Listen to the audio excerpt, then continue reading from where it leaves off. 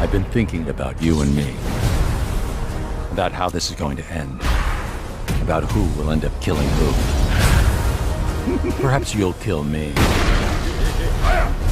Perhaps I'll kill you. Batman: The Killing Joke. This movie had everything going for it. It had a perfect road paved for it.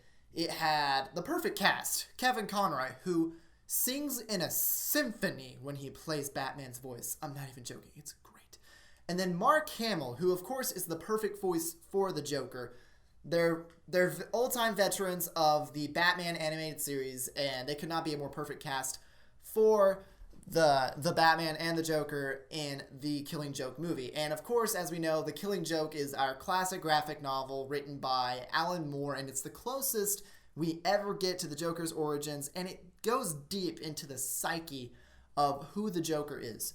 So, having all that said, and not only that, it had an R rating, guys. It had plenty of flexibility to do what it wanted to do as a story. So, with all that said, The Killing Joke was released, limited mind you, but nevertheless released in theaters, and I went to go see it, and it could not have been more of a fun fanboy experience. The entire theater was just filled with Batman fans, because who else is going to see a limited release of Batman: The Killing Joke than Batman fans? I mean, duh. You know, your typical layman's audience won't even know it's in there, but I found out, and I went to go see it, and I will say this. I was only slightly disappointed, but in a weird way. So, the first half of this movie is pretty much just, it's a story about Batgirl and Batman and their relationship. And in a way, I get why it was there, but, you know, I guess it was there to serve the purpose of developing Batgirl as a character and making us care about her. But at the same time, the entire 30 minutes of it did not need to be there.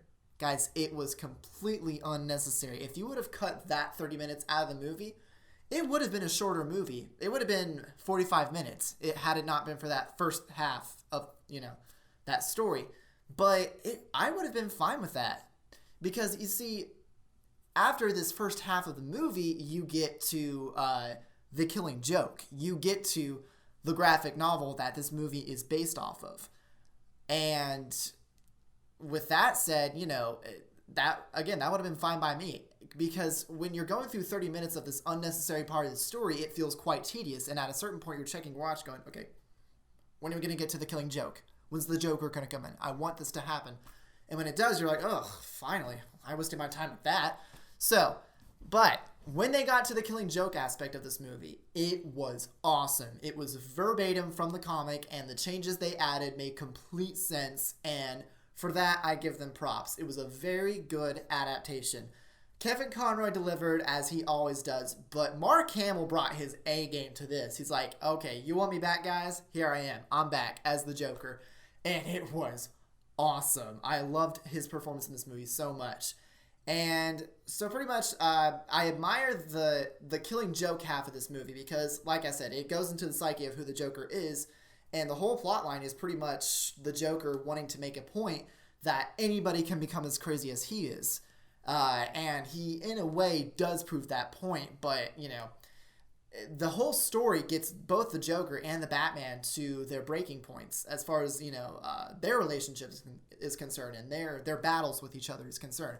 And that was so entertaining to watch. And the story just, it brought you to a dark place. But that's what it's supposed to do. That's what the comic did. It brought you to this dark place that makes you feel very uncomfortable at the end. Very uncomfortable at the end of both the comic and the movie. And so pretty much it did its job. That's what it's supposed to do. So, with, you know, having all that said, in a nutshell, the first half of this movie wasted my time, and it did not need to happen. I get why it was there, but it did not need to happen.